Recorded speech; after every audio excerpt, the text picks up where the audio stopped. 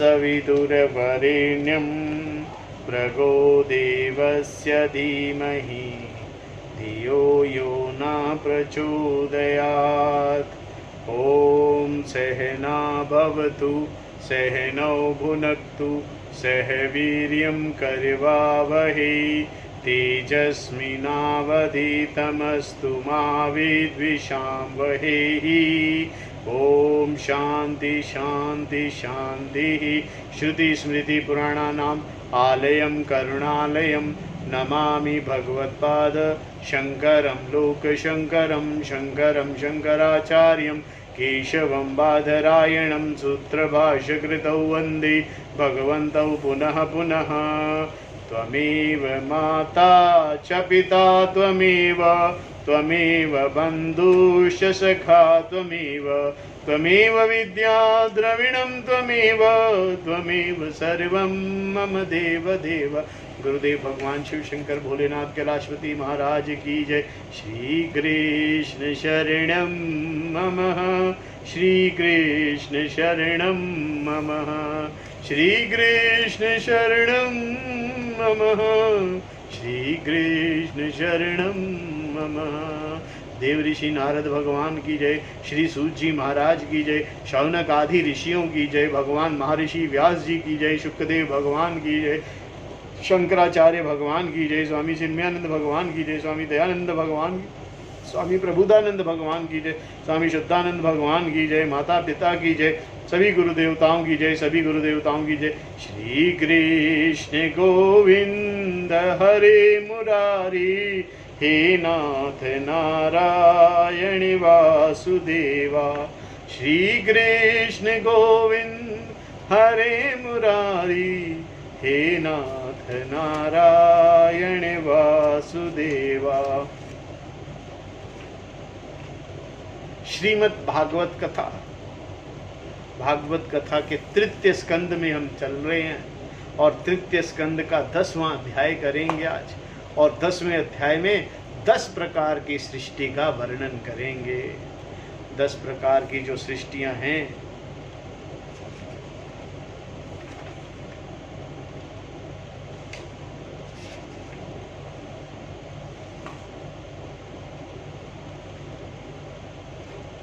नहीं ये तो हमने कर लिया था। सृष्टि का वर्णन हमने किया पिछले कल की क्लास में हमने किया था। 10 प्रकार की सृष्टियों का वर्णन।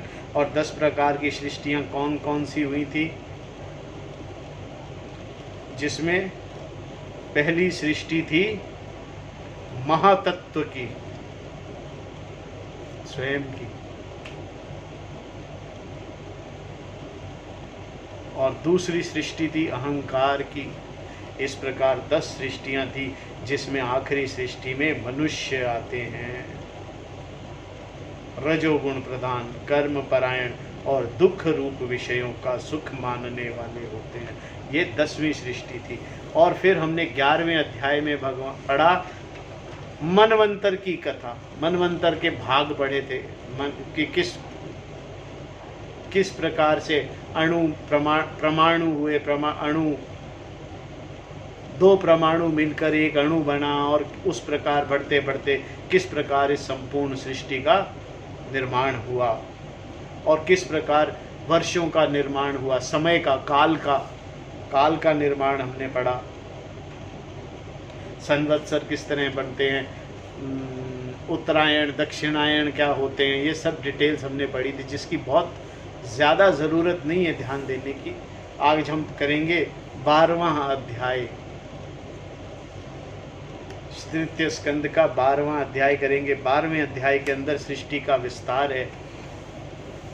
विदुर जी, श्री मैत्रेय जी कहते हैं, ये कथा सुना रहे हैं श्री मैत्रेय जी विदुर जी को।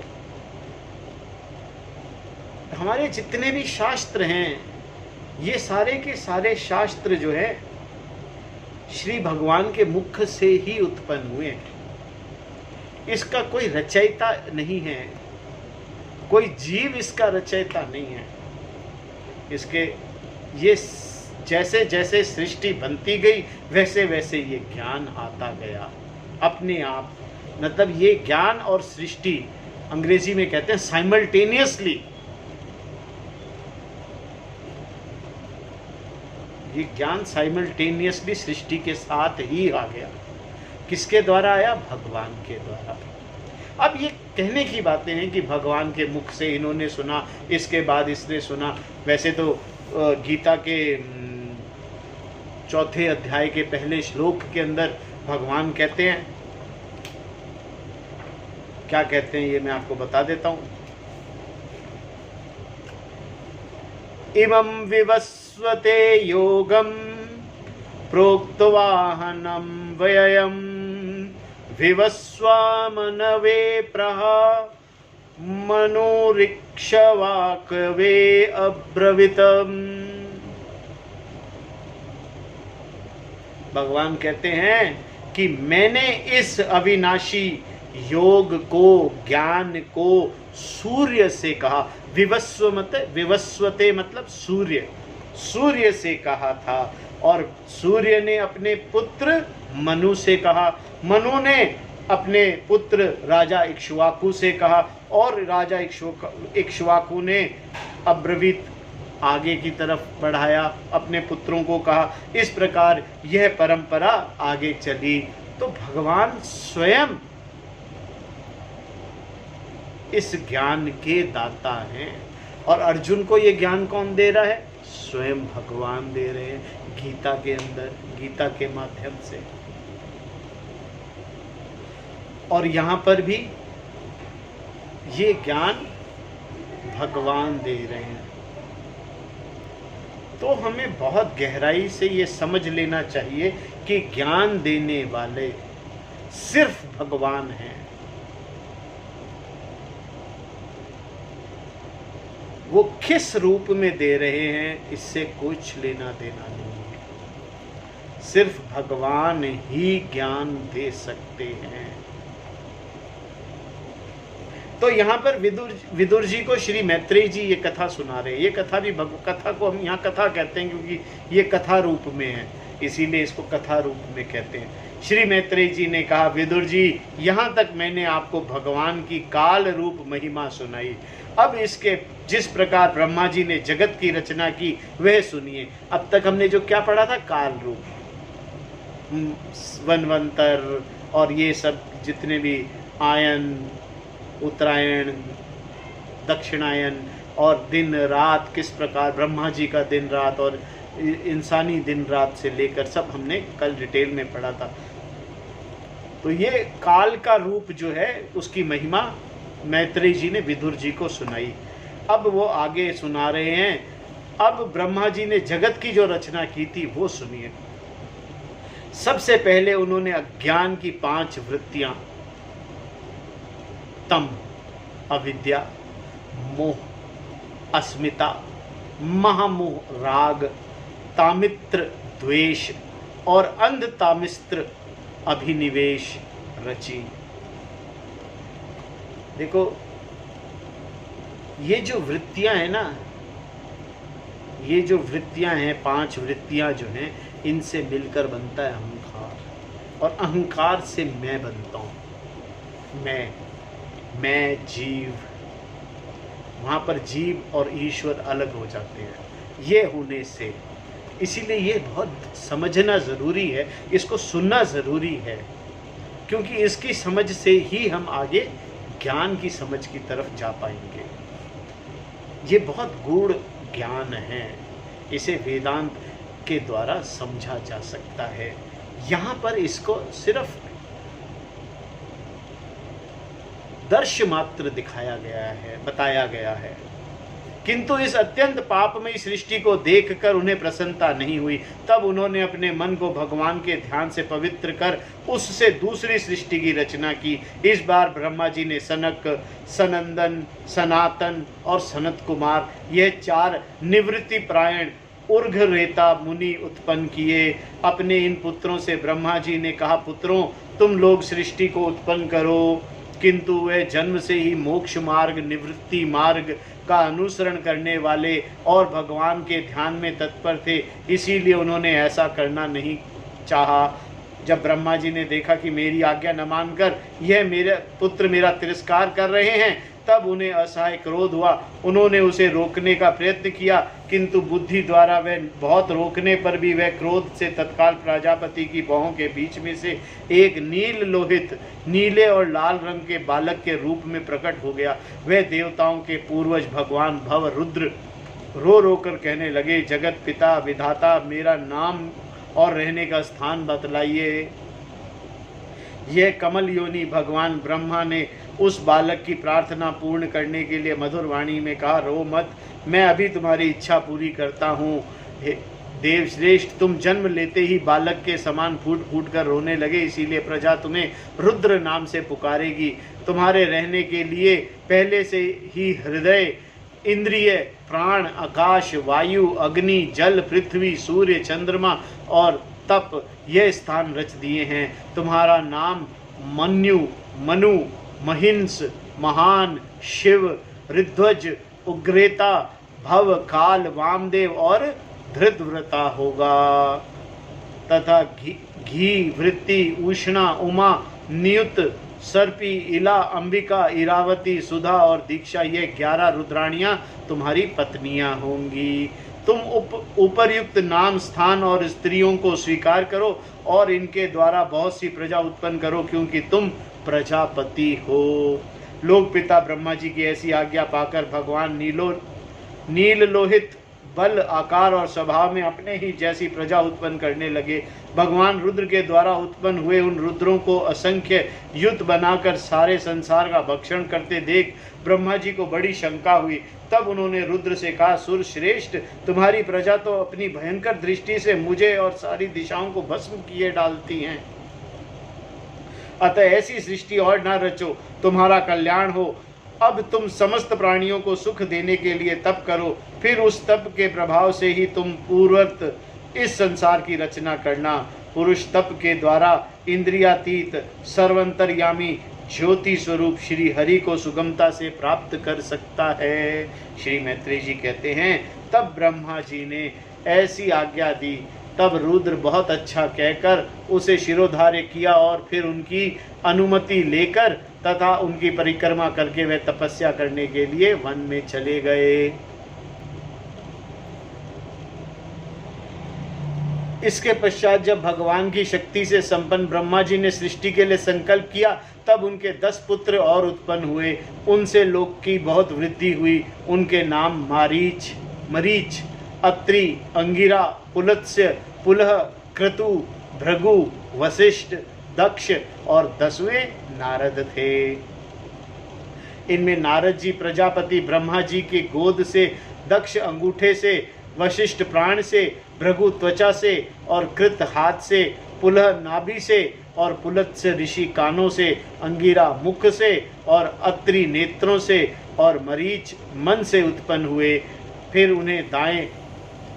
उनके दाएं स्तन से धर्म उत्पन्न हुआ, जिसकी पत्नी मूर्ति से स्वयं नारायण अवतीर्ण हुए, तथा उनकी पीठ से अधर्म का जन्म हुआ और उससे संसार को भयभीत करने वाला मृत्यु उत्पन्न हुआ। इसी प्रकार ब्रह्मा जी के हृदय में काम, बाहों में क्रोध, नीचे के होठों से लोभ, मुख से वाणी की अधिष्ठात्री देवी सरस्वती, लिंग से समुद्र, गुदा से पाप का निवास स्थान, राक्षसों की अधिपति नृति, छाया से देवहूति के पति भगवान कद्रम जी उत्पन्न हुए।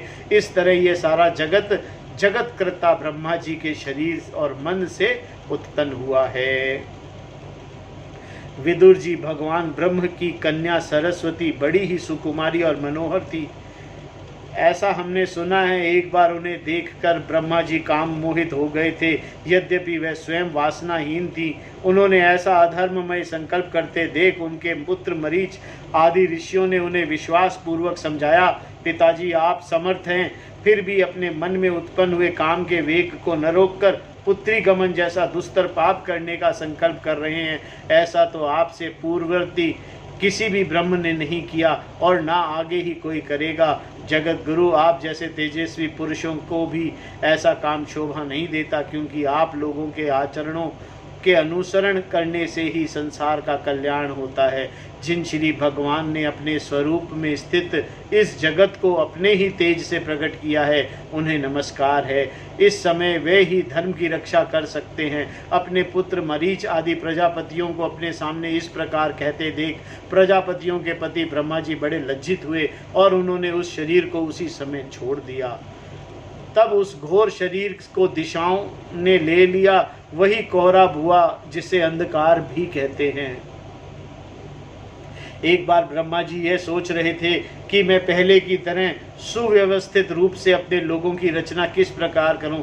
उसी समय उनके 4 मुखों से 4 वेद प्रकट हुए। इनके सिवा उपवेद, न्याय शास्त्र, होता, उद्गता, अधुर्व्यगु और ब्रह्म, इन 4 ऋत्विजों के कर्म यज्ञों का विस्तार, धर्म के 4 चरण और चारों आश्रमों तथा उनकी वृत्तियों, ये सब भी ब्रह्मा जी के मुख से उत्पन्न हुए। विदुर जी ने पूछा, तपोधन, विश्व रचयिताओं के स्वामी श्री ब्रह्मा जी जब अपने मुख से इन वेदों की रचा तो उन्होंने अपने किस मुख से कौन सा वेद उत्पन्न किया, यह आप कृपा करके बतलाइए। श्री मैत्रेय जी कहते हैं, विदुर जी, ब्रह्मा जी ने अपने पूर्व, दक्षिण, पश्चिम और उत्तर मुख से कर्मशः ऋक, यजु, साम और अर्थवेद की रचना की। पूर्व मुख से ऋग्वेद, दक्षिण मुख से यजुर्वेद, पश्चिम मुख से सामवेद और उत्तर मुख से अर्थवेद की रचना की।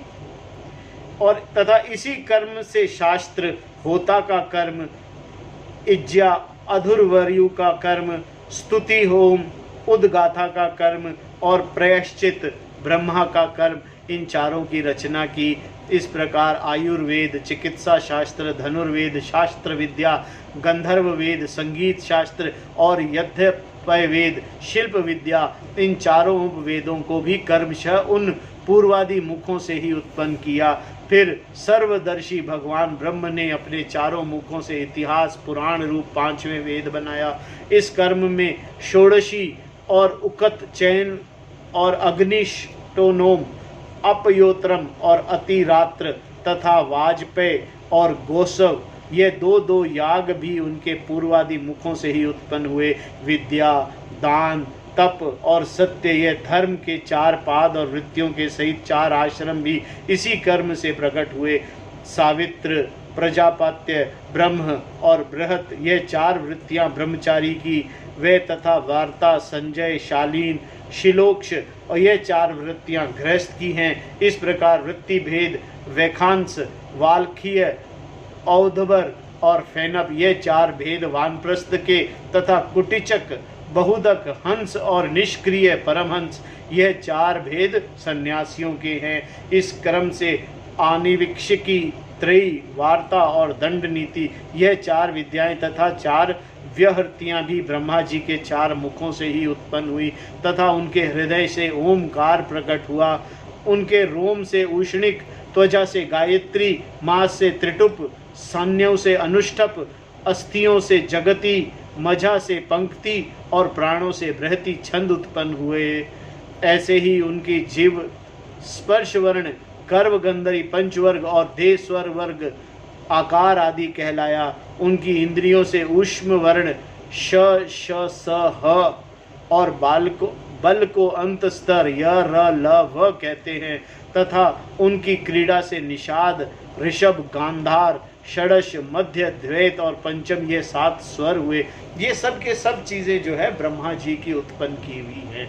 कहने का मतलब है कि ज्ञान जितना भी है वो ब्रह्मा भगवान के मुख से ही उत्पन्न हुआ है।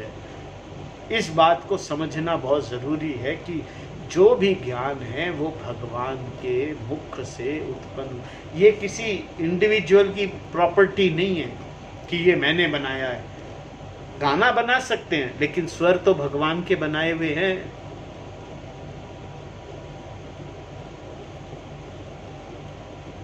आप नृत्य में कोई अच्छा रूप बना सकते हैं पर जो नृत्य की शैली है, जो नृत्य है, वो भगवान का ही बनाया हुआ है।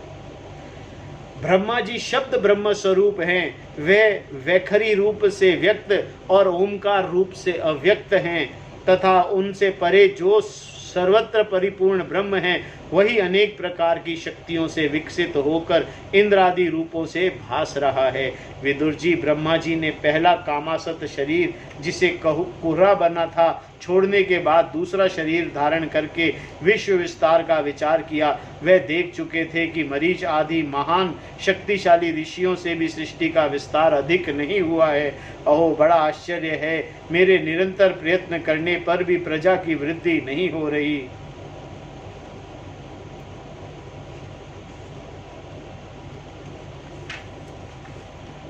मालूम होता है इसमें देव ही कुछ विघ्न डाल रहे हैं। जिस समय यथोचित क्रिया करने वाले श्री ब्रह्मा जी इस प्रकार देव के विषय में विचार कर रहे थे, उसी समय अकस्मात उनके शरीर से दो भाग हो गए। क ब्रह्मा जी का नाम है, उसी से विभक्त होने के कारण शरीर को काय कहते हैं। उन दोनों विभागों में एक स्त्री पुरुष का जोड़ा प्रकट हुआ। उनमें जो पुरुष था वह सर्वभौम सम्राट स्वयंभू मनु हुए और जो उनकी स्त्री थी वो महारानी शत्रुपा हुई। इस तरह महारानी शत्रुपा और महाराज मनु का जन्म हुआ। तब से मैथुन धर्म स्त्री पुरुष संभोग से प्रजा की वृद्धि होने लगी। महाराज स्वयंभू मनु ने शत्रुपा से 5 संतानें उत्पन्न की। साधु शिरोमणि विदुर जी ने उनमें प्रियव्रत और उत्तानपाद 2 पुत्र थे तथा आकुति, देवहूति और प्रसूति 3 कन्याएं थी। मुनि जी ने आकुति का विवाह रुचि प्रजापति से किया। मझली कन्या देवहूति कद्रम जी को दी और प्रसूति दक्ष प्रजापति को दी। इन 3 कन्याओं से संतति से सारा संसार भर गया। इस प्रकार यह सारा का सारा संसार शुरू हुआ। कहाँ से शुरू हुआ? ब्रह्मा जी से। पहले ब्रह्मा जी ने संपूर्ण संसार का निर्माण किया और जब निर्माण किया तो उसका ज्ञान भी साथ साथ ही आया, अलग नहीं आया कुछ भी। ये बहुत गहरी और समझने की बात है। ज्ञान भगवान से अलग नहीं है।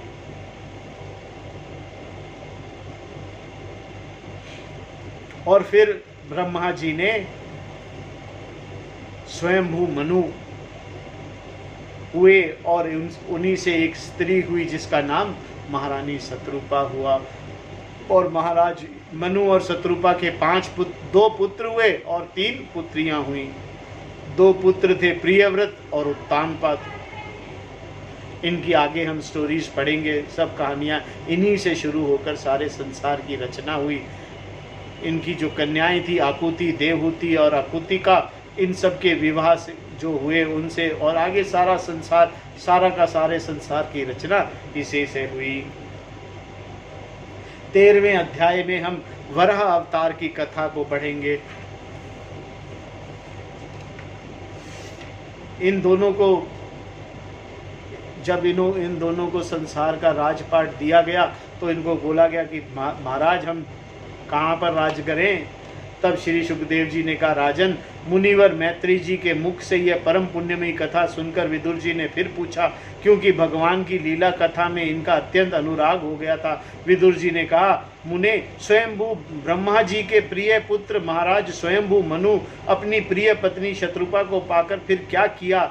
आप साधु शिरोमणि हैं, आप मुझे आदिराज राज ऋषि स्वयंभू मनु का पवित्र चरित्र सुनाइए। वे विष्णु भगवान के शरणापन थे, इसीलिए उनका चरित्र सुनने में मेरी बहुत श्रद्धा है। जिसके हृदय में श्री मुकुंद के चरणारविंद विराजमान हैं, उन भक्तजनों के गुणों को शरण करना ही मनुष्य के बहुत दिनों तक किए हुए शास्त्र अभ्यास का श्रम का मुख्य फल है। ऐसा विद्वानों का श्रेष्ठ मत है। ये विदुर जी मैत्रेय जी को कह दिए, मक्खन लगा के कह रहे हैं कि भगवान मुझे जरा आगे की कथा भी तो सुनाओ, क्योंकि ये कथा ही ऐसी है। इस कथा में एक रस आ जाए ना तो फिर आगे बढ़ती चलता है, अपने आप मन करता है कि आगे की तरफ बढ़े, आगे बढ़े, आगे और सुने। भगवान की लीला कथा का है ही अमृत, जितना मिले कम। तो श्री सुखदेव जी कहते हैं, राजन, विदुर जी महाशस्त्र ऋषि भगवान श्री हरि के चरणाश्रित भक्त थे। उन्होंने जब विनय पूर्वक भगवान की कथा के लिए प्रेरणा की, तब मुनि मैत्रेय का रोम रोम खिल उठा और उन्होंने कहा। मैत्रेय जी बोले, अब अपनी भार्या शत्रुपा के साथ स्वयंभू मनु का जन्म हुआ। तब उन्होंने बड़ी नम्रता से हाथ जोड़कर श्री ब्रह्मा जी से कहा, भगवान, एकमात्र आप ही समस्त जीवों के जन्मदाता और जीविका प्रदान करने वाले पिता हैं। तथापि हम आपकी संतान ऐसा कौन सा कर्म करें जिससे आपकी सेवा बन सके। पूज्य पाद, हम आपको नमस्कार करते हैं। आप हमसे हो सकने योग्य किसी ऐसे कार्य के लिए हमें आज्ञा दीजिए जिससे हम लोगों की सारी सर्वत्र कीर्ति हो और परलोक में सद्गति प्राप्त हो सके। तो ब्रह्मा जी ने कहा मनु से, हे तात पृथ्वीपते, तुम दोनों का कल्याण हो। मैं तुमसे प्रसन्न हूँ क्योंकि तुमने निष्कपट भाव से मुझे आज्ञा दीजिए यों कहकर मुझे आत्मसमर्पण किया है। वीर पुत्रों को अपने पिता की इसी रूप में पूजा करनी चाहिए। उन्हें उचित है कि दूसरों के प्रति ईर्ष्या का भाव न रखकर जहाँ तक बन सके उनकी आज्ञा का आदर पूर्वक सावधानी से पालन करें। तुम अपनी इस भार्या को अपने ही समान गुणवती संतति उत्पन्न करके धर्म पूर्वक पृथ्वी का पालन करो और यज्ञों द्वारा श्री हरि की आराधना करो। राजन, प्रजा पालन से मेरी बड़ी सेवा होगी और तुम्हें प्रजा का पालन करते देखकर भगवान श्री हरि भी तुमसे प्रसन्न होंगे। जिन पर यज्ञ मूर्ति जनार्दन भगवान प्रसन्न नहीं होते उनका सारा श्रम व्यर्थ ही जाता है, क्योंकि वे तो एक प्रकार से अपने आत्मा को ही अनादर करते हैं। मनु जी ने कहा, पाप का नाश करने वाले पिताजी, मैं आपकी आज्ञा का पालन अवश्य करूंगा, किंतु आप इस जगत में मेरे और मेरी भावी प्रजा के रहने का स्थान तो बतलाइए। देव, जब जीव इस निवास स्थान पृथ्वी को इस समय प्रलय जल में डूबी हुई है, आप इस देवी के उद्धार का प्रयत्न कीजिए। जब ये सब हो रहा था पृथ्वी कहाँ थी? समुद्र के अंदर, जल के अंदर। श्री मैत्रेय जी ने कहा, पृथ्वी को इस प्रकार अथाह जल में डूबी हुई देखकर ब्रह्मा जी बहुत देर तक मन में यही सोचते रहे कि इसे कैसे निकालूं। जिस समय मैं लोक रचना में लगा हुआ था उस समय पृथ्वी जल में डूब जाने से रसातल में चली गई। हम लोग सृष्टि कार्य में नियुक्त थे, अतः इसके लिए हमें क्या करना चाहिए? अब तो जिनके संकल्प मात्र से मेरा जन्म हुआ है वह सर्वशक्तिमान श्री हरि ही मेरा यह काम पूरा करें। निष्पाप विदुर जी, ब्रह्मा जी इस प्रकार विचार कर ही रहे थे कि उनके नास छिद्र से अकस्मात अंगूठे के बराबर आकार एक वाराह शिशु निकला। भारत, बड़े आश्चर्य की बात तो यही हुई कि आकाश में खड़ा हुआ वह वराह शिशु ब्रह्मा जी के देखते देखते बड़ा होकर क्षण भर में हाथी के बराबर हो गया। उसे विशाल वराह मूर्ति को देखकर मरीच आदि मुनिजन, सनकादि और स्वयंभू मनु के सहित श्री ब्रह्मा जी तरह तरह का विचार करने लगे। ओ सूकर के रूप में आज यह कौन दिव्य प्राणी प्रकट हुआ है? कैसा आश्चर्य है! यह अभी अभी मेरी नाक से निकला है। पहले तो यह अंगूठे के पेरुए के बराबर दिखाई देता था, किंतु एक ही क्षण में बड़ी भारी शिला के समान हो गया। अवश्य ही यज्ञ मूर्ति भगवान हम लोगों को मन को मोहित कर रहे हैं। ब्रह्मा जी और उनके पुत्र इस प्रकार सोच ही रहे थे कि भगवान यज्ञ पुरुष पर्वताकार होकर गरजने लगे। सर्वशक्तिमान श्री हरि ने अपनी गर्जना से दिशाओं को प्रतिध्वनित करके ब्रह्मा और श्रेष्ठ ब्राह्मणों को हर्ष से भर दिया। अपना खेद दूर करने वाले मायामय वराह भगवान की गुरगुराहट सुनकर जनलोक, तपलोक और सत्यलोक निवासी मुनिगण तीनों वेदों को परम पवित्र मंत्रों से उनकी स्तुति करने लगे। भगवान के स्वरूप का वेदों से विस्तार से वर्णन किया गया है। अतः उन मुनीश्वरों ने जो स्तुति की उसे वेद रूप मानकर भगवान बड़े प्रसन्न हुए और एक बार फिर गरज कर देवताओं के हित के लिए गरज की सी लीला करते हुए, गजराज की सी लीला करते हुए जल में घुस गए।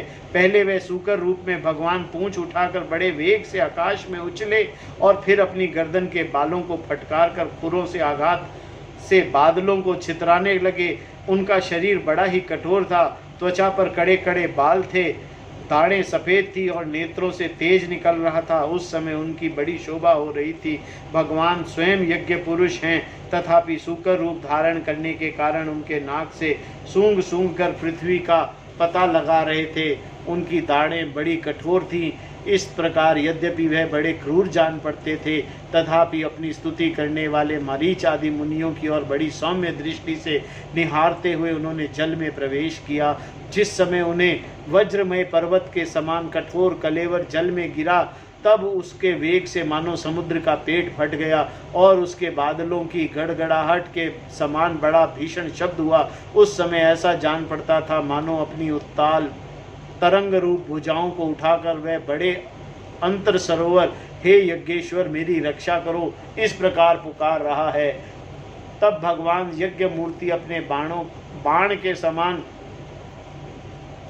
तैने खुर से जल को चीरते हुए अपार जल राशि के उस पार पहुँचे। वहाँ रसातल में उन्होंने समस्त जीवों के आश्रयभूत पृथ्वी को देखा, जिसके कल्पांत के शयन करने के लिए उगत श्री हरि ने स्वयं अपने ही उदर में लीन कर लिया था।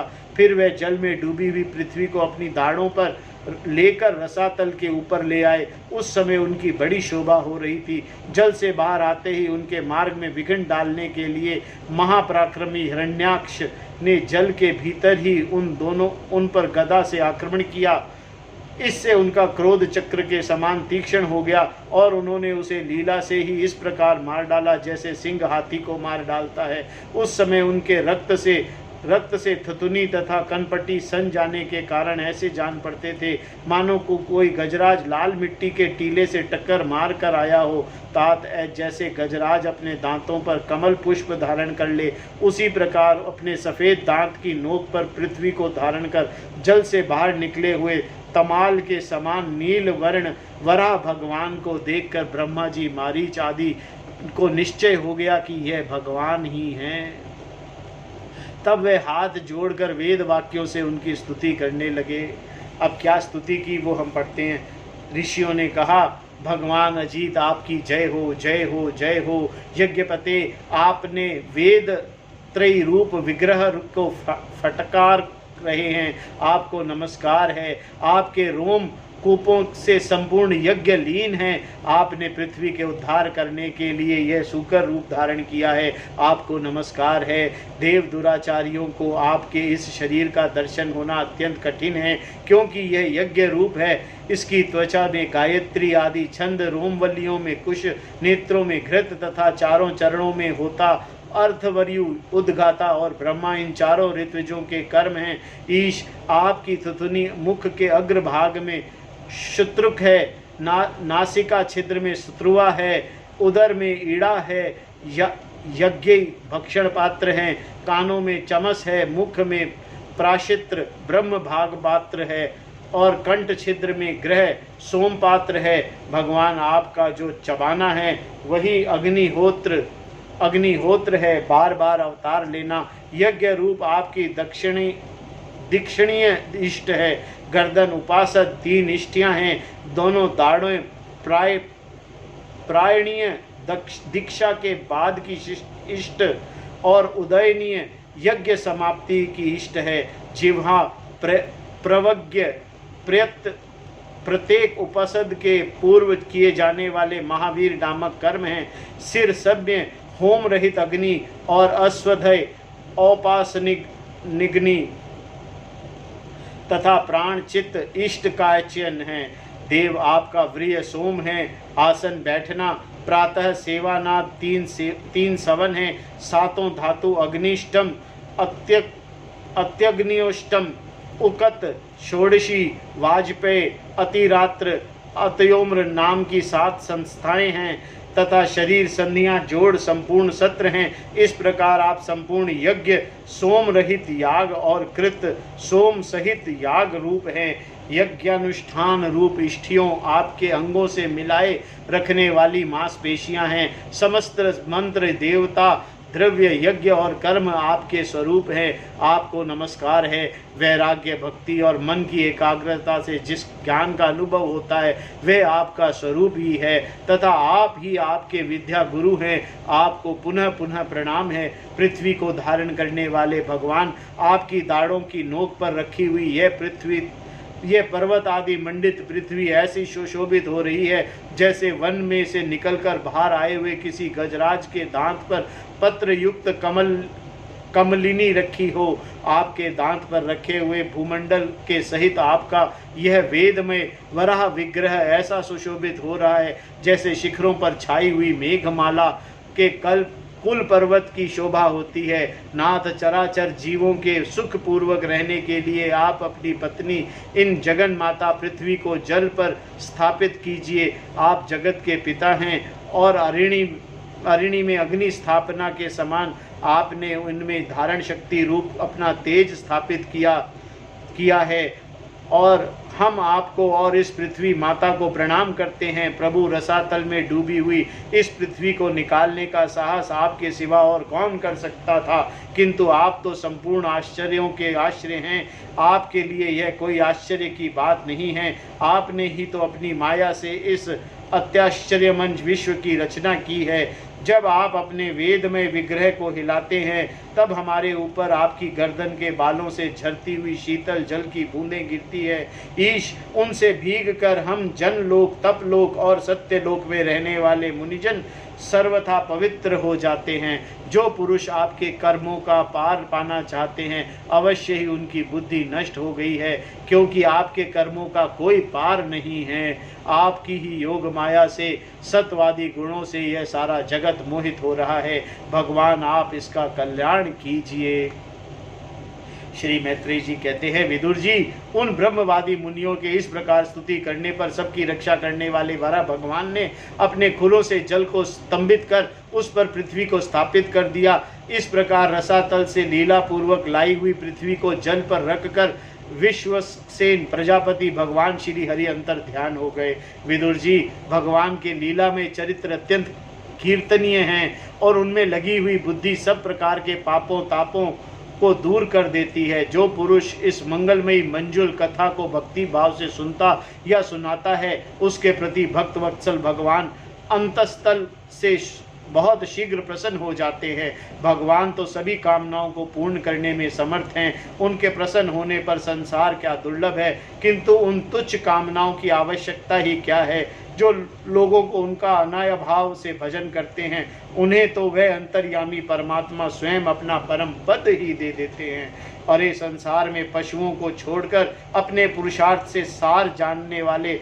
ऐसा कौन पुरुष होगा जो आवागमन से छुड़ा देने वाले भगवान की प्राचीन कथाओं से किसी भी अमृतमयी कथा का अपने कर्णपटु से एक बार पान करके फिर उसकी ओर से मन हटा लेगा। ये कथा है पृथ्वी की वराह अवतार की, जिसमें भगवान वराह का अवतार लेते हैं और अवतार लेकर पृथ्वी को समुद्र में से निकाल के लाते हैं। इसके आगे की कथा है दिति का गर्भ धारण करना। ये 14वें अध्याय में हम अब पढ़ेंगे। अब धीरे धीरे कथाएं शुरू होंगी। इन कथाओं का हम पाठ करेंगे धीरे धीरे और इन कथाओं के द्वारा ज्ञान की प्राप्ति करने की कोशिश करेंगे।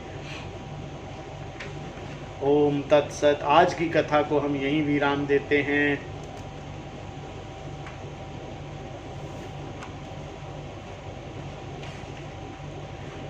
ओम नमो भगवते वासुदेवाय। ओम नमो भगवते वासुदेवाय। आरती अति पावन पुराण की, धर्म भक्ति विज्ञान खान की।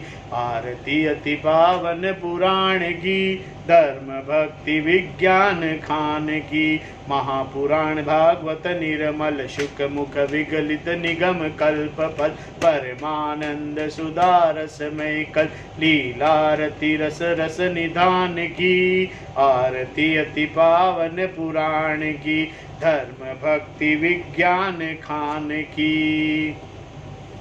कलिमल मथनी त्रिताप निवारिणी, जन्म मृत्युमय भव भयहारिणी। सेवत सतत सकल सुखकारिणी, सौमौषधि हरिचरित गान की। आरती अति पावन पुराण की, धर्म भक्ति विज्ञान खान की। विषय विलास विमोह विनाशिनी, विमल विराग विवेक विकाशिनी। भगवतत्व रहस्य प्रकाशिनी, परम ज्योति परमात्म ज्ञान की। आरती अति पावन पुराण की, धर्म भक्ति विज्ञान खान की। परमहंस मुनि मन उलासिनी, रसिक हृदय रस रास विलासिनी। भुक्ति मुक्ति रति प्रेम सुदासिनी, कथा किंचन प्रिय सुजान की। आरती अति पावन पुराण की, धर्म भक्ति विज्ञान खान की। आरती अति पावन पुराण की,